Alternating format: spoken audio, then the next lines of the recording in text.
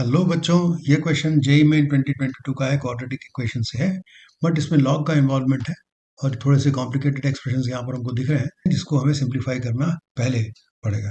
तो इसलिए देखें इसको कैसे सिंप्लीफाई किया जाए। 3 की पावर log base 3 5 रूट के अंदर है। So we start from this property 3 raised to the power log base 3 5। We know it is equal to 5 from the property of log. लेकिन यहाँ पर हम इसे थोड़ा सा मॉडिफिकेशन कर लें।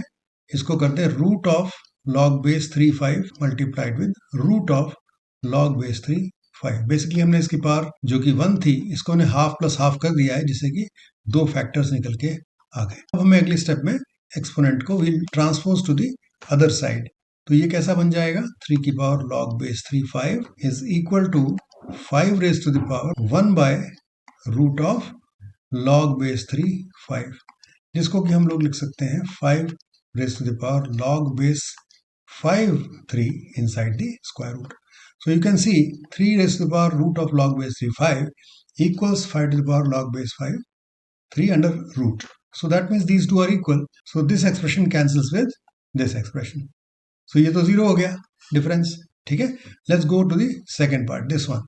यहाँ पर भी हम लोग इसी प्रॉपर्टी का एक बार फिर से यूज करेंगे। Now we have 3 raised to the power log base 3 5 power 1 by 3. First of all, we'll write 3 to the power log base 3 5 is 5, and then we'll write 1 by 3 plus 2 by 3 here in the exponent part, क्योंकि 1 को हम split कर सकते हैं as 1 by 3 and 2 by 3.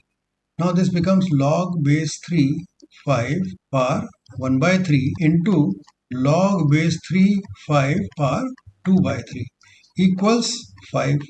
Now इसमें से ये वाला part जो exponent का है that we have to transpose to the opposite side.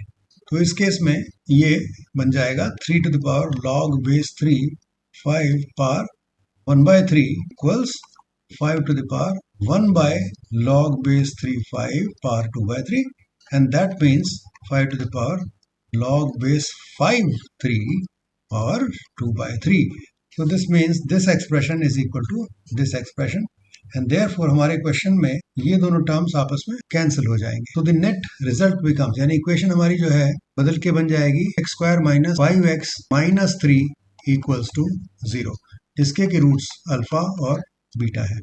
x square minus 5x minus 3 equal to 0 equation है जिसके रूट्स अल्फा और बीटा है।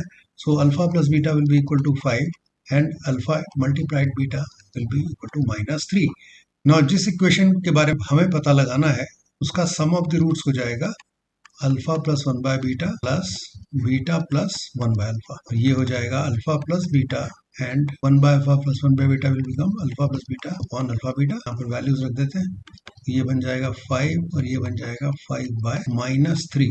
सो that gets you 10 by 3 as the sum of the roots of the new equation. Similarly, product of the roots of the new equation.